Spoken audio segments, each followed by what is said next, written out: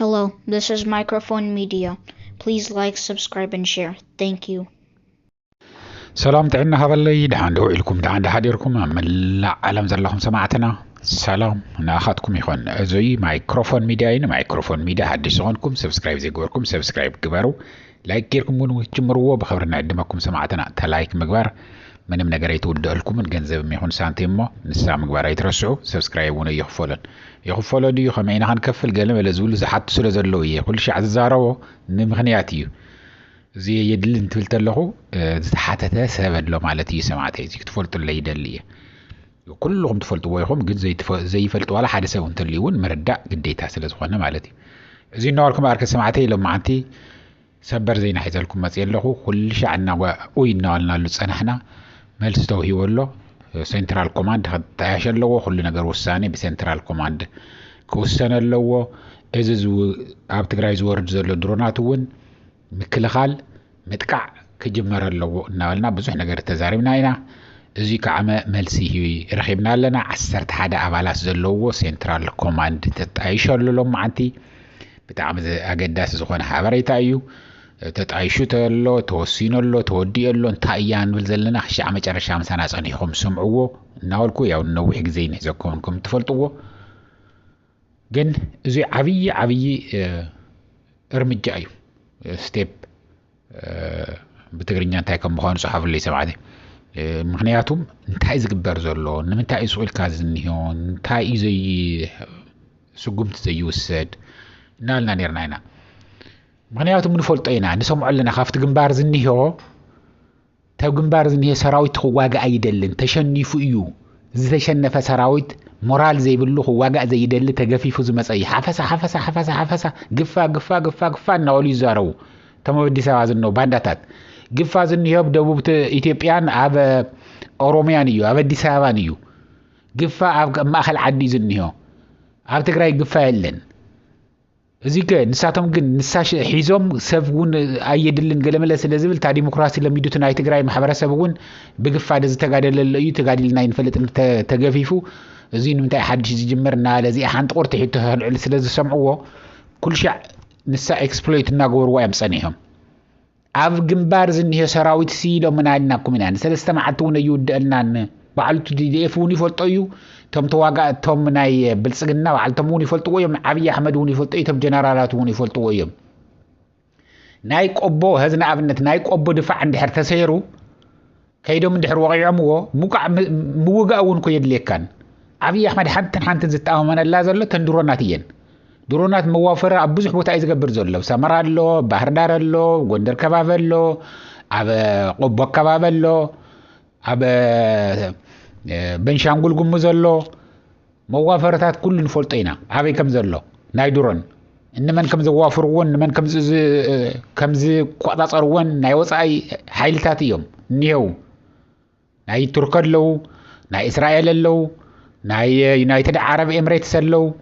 ኩሎም ንዝምልከቱ ኣካል እሕሊፍና ተዛሪብና ኢና እንታይ ይገብሩ ከም ዘለው ኣበየ ናይ ቢሮ ከም ዝሰርሑ ኣበይ ኮይኖም ከም ዝእዝዙ ሞባይል ዝኾነ ተንቀሳቃሲ ዝኾነ መቆጻጸሪ ዘለዎን ኣለዋ ድሮን ዝቆጻጸሩለን ቢልዲንግ ተሰሪሑ ኣብ ኤርፖርት እውን ከዓምጥጠው ዝበላ እንሂዋ ኣብ ቤንሻንጉል ጉሙዝ መቆጻጸሪ ኣሎ ከም ዝነገረኩም ዘለና ኣብ መዕርፎ ነፈርቲ እዩ ኣብ ሳመራ ከምኡ ኣሎ መቆጻጸሪ ኣብ ባህር ዳር ኣሎ ስለዚ እዚ ኩሉ እናተገብረስ እንታይ እዩ ንሱ ዝተኣመን ዘሎ እምበር ዓብይ ኣሕመድ ሰራዊት ከም ዘይዋግኡሉ ይፈልጦ እዩ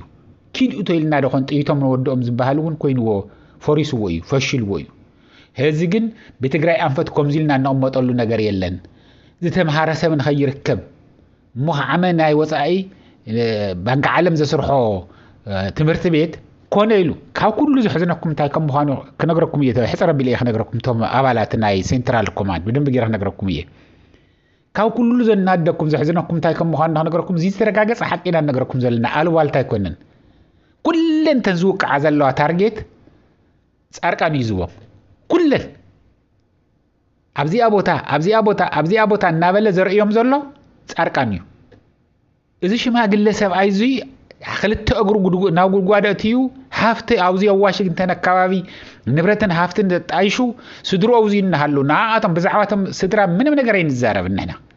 ንምንታይ ጥፍኣት እንተልዩ ጽቡቕ ነገር እንተልዩ ሕማቕ እንተልዩ ጻርቃን ዝገበሮ እንድሕር ኮይኑ ንጻርቃን እዩ ንደቆይ ንዛረብ ንበዓልቲ ገዛይ ንዛረብ ንገለመለ ብዛዕባኦም ክንዛረብ ኣይንደልን እምበር ኩሉ ንፈልጦ ኢና ደቁ እንታይ ከም ዘለዎም ወርቂ ዝበሃል ነበረ ናይ ማሽናት መኹዓቲ ተካር ዝነበረት ጓሉ እያ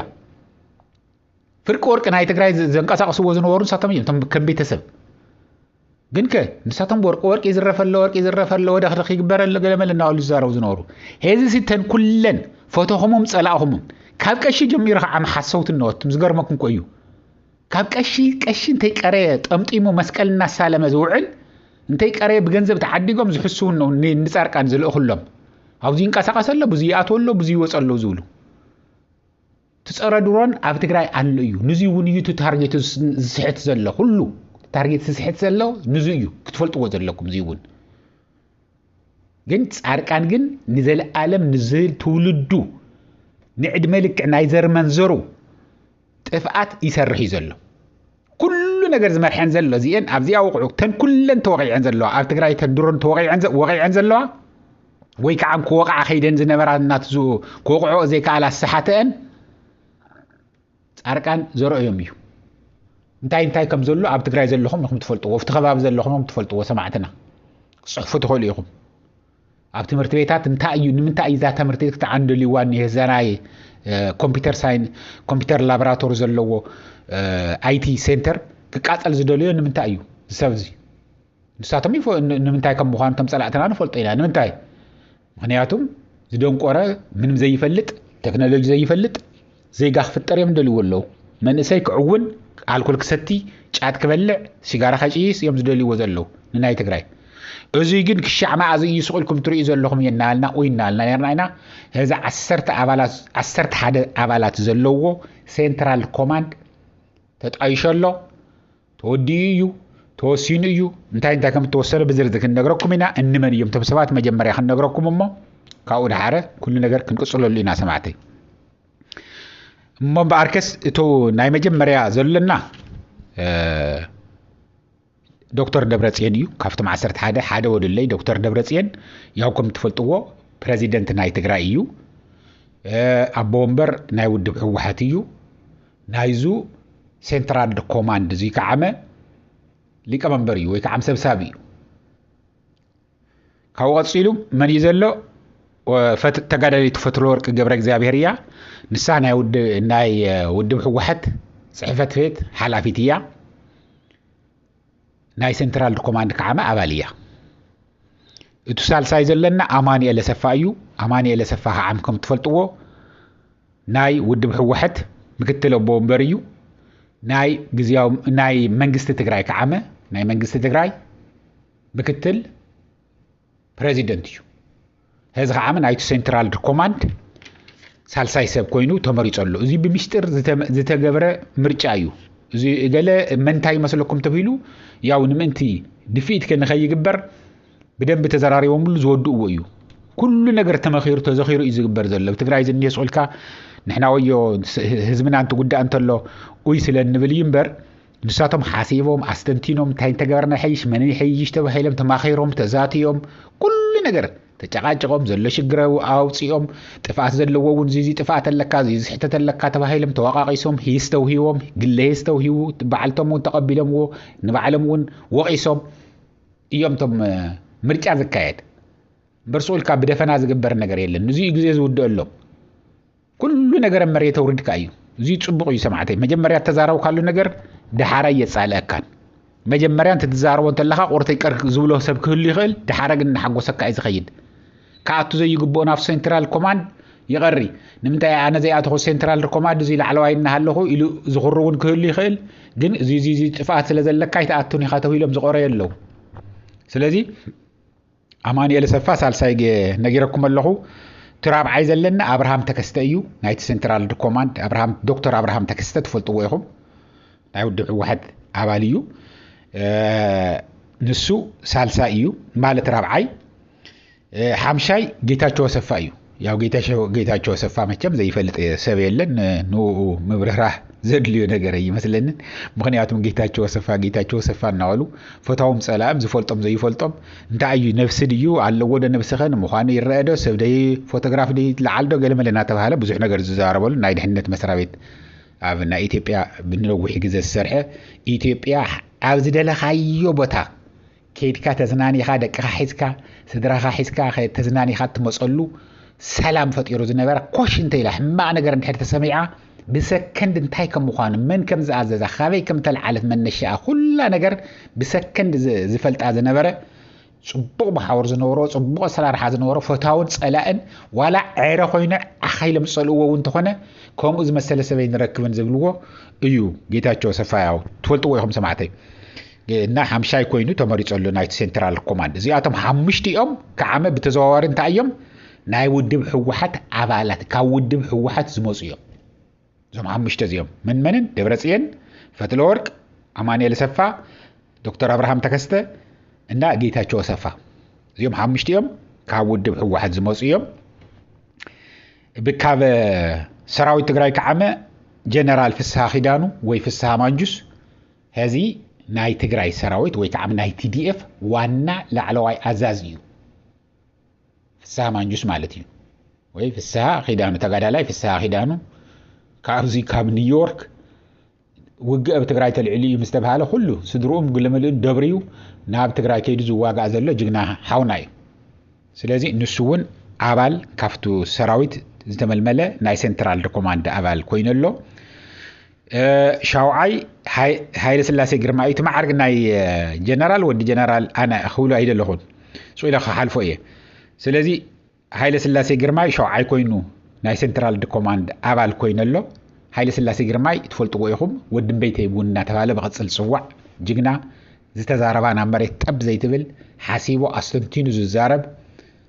ዋዕዋዕ ዘይፈቱ ብጀግንነቱ ዝተፈለጠ ኣያና እዩ ንሱ እውን ናይቲ ሴንትራል ኮማንድ ኣባል ኮይነሎ ካብኡ ቀፂሉ ሻምናይ ዘሎ ዮሃንስ ወልደ ጊዮርጊስ ወይ ከዓ መዲድ ጆን መዲድ እናልና ብቕፅል ንዛረበሉ እሱ ከዓመ ናይ ደቡብ ትግራይ ብምሉኡ ዘሎ ሰራዊት ዋና ኣዛዚ እዩ እዚ ናይቲ ሴንትራል ኮማንድ እውን ኣባል ኮይኑ ተመሪጹ ኣሎ ሴንትራል ኮማንድ ኩሉ ነገር ዝቆጻጸር እዩ በይ ክትቃዓ ከም ዘለዎ በይ ክእቶ ከም ዘለዎ በይ ክውፃእ ከም ዘለዎ ሎጂስቲክ ኩሉ ነገር ዝውስኑ እዮም እዚኦም ቶም ላዕለዎት ዋና መራሕቲ ህዝቢ ንሳቶም ካብ ኩሉ ንላዕሊ ውግእ ክጅመር እንዲ ህዚ በቃ እናተወጋእና ውግእ ጀሚርዎ እንዲ ዓብዪ ኣሕመድ ብትግራይ ግን ምክልኻል ክጅምር እዩ ንበሎ ውግእ ክጅምር ይተኮንሲ ምክልኻል ክጅምር እዩ ተኸላኸልካ ተጥቅዖ እውን ተልኡ እውን ተጥቅዕ ማለት እዩ ስለዚ ንሱ ዝውስኑ እዮም እዚኣቶም ዋና ዞም 11 እዚኦም ብና ስሞም ብደንብ ጌርኩም ፍለጥዎም ያው መልክዖም ትፈልጥዎም ኢኹም እና ጆን መዲድ ወይ ከዓ ዮሃንስ ወልደ ጊዮርጊስ ናይ ደቡብ ግንባር ዋና ኣዛዚ ምዃኑ ትፈልጥዎ ኢኹም ንሱ እውን ኣባል ኮይነሎ ታሽዓይ ምግበይ ሃይለ እዩ ጀነራል ምግበይ ሃይለ መቸም ዘይትፈልጥዎ ኣለኹም ኢለ ይኣምንን ናይ ምዕራብ ትግራይ ብምሉኡ ዘሎ ሰራዊት ክፍለ ሰራዊት ኣብኡ ዘሎ ዋና ኣዛዚ እዩ ግንባር ናይ ብግንባር እንዲ ዝፍለ ናይ ምዕራብ ግንባር ዋና ኣዛዚ እዩ ምግበይ ሃይለ ጅግና መነቃቅሒ ሞራል ከፍ ዘብል ተስፋ ዝህብ ኩሉ ሻዕ ዝዛረብ ትፈልጥዎ ብጣዕሚ ሰብ ንኽሰምዖ 2 ሰዓት 3 ሰዓት እንተወረየ እውን ዘይስልችወካ ብጣዕሚ ደስ ዘብል ክእለት ዘለዎ ሞቲቬሽናል ስፒከር ዝበሃል ኣሎ ብእንግሊዝኛ ነቲ ከም ትፈልጥዎ ከምኡ እዩ ብጣዕሚ ዘበራህትዕ ሓይልኻ ዘጠናኽር ሓድነትካ ዘጠናኽር ዘረባ እዩ ዝዛረብ ኣነነት ዘይበሉ ሰራዊቱ ንሕና እናበለን ናይ ሰራዊቱ ጅግንነት ናይ ሰራዊቱ ክእለት ኩሉ ሻዕ ንላዕሊ እናሰቐለ ዝኸይድ ናይ ህዝቢ ሞራል ከፍ ዘብል ሓውና እዩ እና ምግበይ ሃይለ እውን ናይቱ ሴንትራል ኮማንድ ኣባል ኮይነሎ ዓስራይ ብርሃነ ነጋሽ እዩ ብርሃነ ነጋሽ ትፈልጥዎ ኢኹም ጀነራል ብርሃነ ነጋሽ ወይ ከዓ ወዲ መድሂን እናተባሃለ ብቕፅል ዝፅዋዕ እንዳውም ንሱ ኣዛዝ ናይ ሰራዊት ትግራይ ክኸውን እዩ ኢልና ሓደ ግዜ ተዘሪቡ ስለ ዝነበረ ኣዛዝ ክኸውን እዩ ኢልና ነርና ያው ለጥታት ተገይሮም መን እዩ ስሙ ታደሰ ወረደ ምስ ወረደ ለውጥታት ተገይሮም ያው ፍስሃ ማንጁስ ሒዝዎ ዘሎ ማለት እዩ ህዚ ናይ ሴንትራል ኮማንድ ኣባል ኮይነሎ ፍስሃ ነጋሽውን ወይ ወዲ መድሂን ከይተጋግዩ ወዲ ቤተይን ወዲ መድሂንን ንወይን እዩ ኃይለ ሥላሴ ግርማይ ወዲ ቤተይ እዩ ብርሃነ ነጋሽ ከዓመ ወዲ መድሂን እዩ እስከነ ትርጉሙ እስከነ ምናምን ነጊሮምና እንታይ ከም ምዃኑ ህዚ ምድጋም ኣይድልና ኣኻትኩም ወስድ ነጊርናኩም ስለ ዝነበርና ማለት እዩ እቱም መበል 11 ዘሎ ክንፈዳኘው እዩ ሰማዕተይ ክንፈዳኘው ትፈልጥዎ ኢኹም ያው ናይ ብረታ ብረት ገበን ፈጺምካ ኢሎም ኣሲሮም ክንደ ኣሳቅዮምዎ ዝነበረ ኣያና እዩ ህዝብ ትግራይ ኮይኑ ብጣዕሚ ዘነቃቅሕ ዘበረሃትዕ ዘሎ ብሱሩ ህዝብና ከምዚ እናተበደለ ክነብር የብሉን ባዕሉ ክከላኸል ኣለዎ ናይ ዓብይ ኣሕመድ መንግስቲ ኣብ መቃብሩ ሰላም ኢና ንረኽበሉስ ኣብቲ መቃብሩ ልዕሊ እምበር ዓብይ ኣሕመድ ኣብ ስልጣን እናሃለዎ ብሰላም ከንብረና ይኽእል እናለ ብኣምሆ እዚ ሰፊሕ ዝኾነ ቃለ መሕተት ዝህብ ዝነበረ ናይ ሜቴክ ናይቲ ብረታ ብረት ኢንጂነሪንግ ዋና ሓላፊ ዝነበረ እዩ ትፈልጥዎ ኢኹም እና ክፈዳኘው ከዓመ መበል 11 ኮይኑ ኣሎ እንገለ ዳኣነ ምንታይ እዮም ዘይኣተው እንገለ ብስልጣንስ ልዕል ዝበሉ እንድዮም ገለመለ ዝብሉ ብዙሓት ክህሉ ይኽእሉ እዮም ሰማዕተይ እዚ ኣየእትዎም ንሳቶም እዚኦም ቶም ዋና ኣፍታ በላሕ ዝኾነት ህይወትካ ትስእነላ እግርኻ ወይ ኢድኻ ኣካልካ ትስእነላ ቦታ ኮይኖም ጠሚዮም ፀሚኦም ኩሉ ነገር ተፃዊሮም ዝኸዱ ዘለው ምንተ ህዝቦም ኢሎም እነወኡ ካብ ኩልና ዝበለፀ ነቶም ዝፈልጥዎ ንምንታይ ገለ ቀረየ ገለ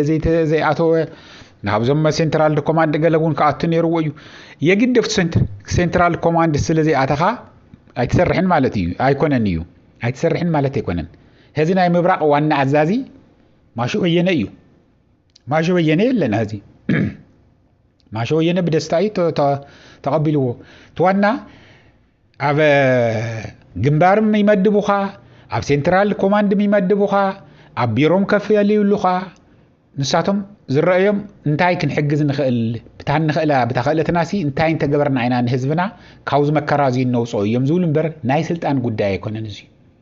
ናይ ስልጣን ጉዳይ ኣይኮነንና እገለ ከምዚ ስለ ዝኾነ እገለ ንምዚ ከምዚ ብዙሕ ዝትንትኑ ዝብትኑ ክህልው እዮም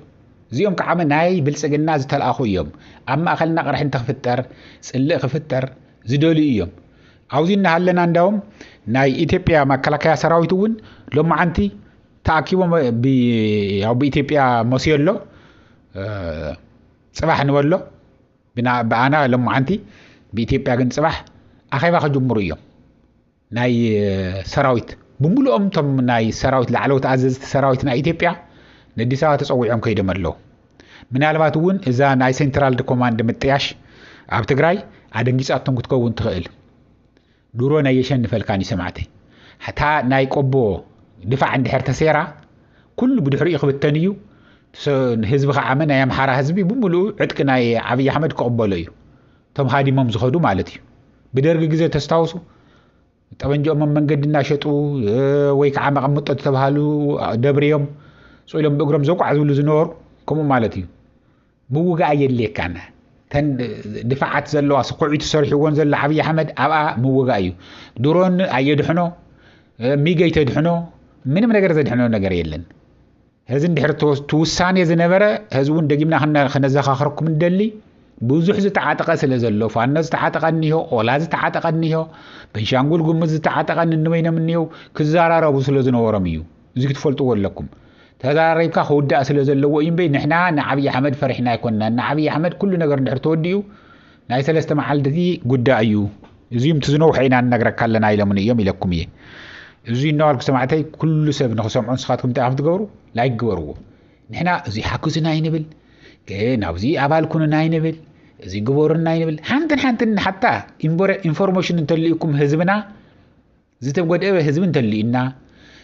ወይ እንትውቃዕ እንተሎ ወይ ንብረቱ እንትሕደግ እንተሎ ወይ ሓደ ዓገብ እንትበፅሖ እንተሎ ህዝብኩም እንተሪኢኹም ቀሰቢልኩም ቀሪፅኩም ኣብ ሓደ ጋዜጣ ኣትዋ ሰደዱልና ካብኡ ከልሳን ንምእንቲ ክንኮኖ ላይክ ዓም ክበርዎ ንብለኩም ዘለና ታሪክ ተገብርዎ ንምንታይ ህዝብን ምእንቲ ክሰምዖ ፈታውን ፀላእምን ምእንቲ ክሰምዖ ፀላእ ሕርር ድብን ክብል ፈታዊ ከዓመ ክሕጎስ ተስፋ ክገብረሉ እዚና እንደሊ ዘለና ንሕና ካሊእ ምንም ነገር እናሓቶ ነገር የለን ካባኻትኩም ሰማዕተይ እዚ እናበልኩ ንህዚ ኣብዚ ኣህለኒ ክሻዕ ዝቕፅል ግዜ ሰላም ድሓን ወዓል ድሓን ይደሩ ቻው